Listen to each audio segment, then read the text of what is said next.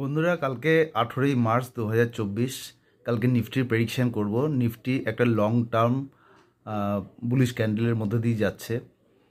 নিফটিতে কিছু দুর্বলতা এসেছিল, কিন্তু আনটিল আনলেস 21,858 এই লেভেলটা যতক্ষণ অবধি ক্রস করছে নিফটিতে, আপনারা যারা কালকে অপশন নিয়ে কাজ করবেন তারা কিন্তু তারপরেই পুট নেবেন, তার আগে নয়।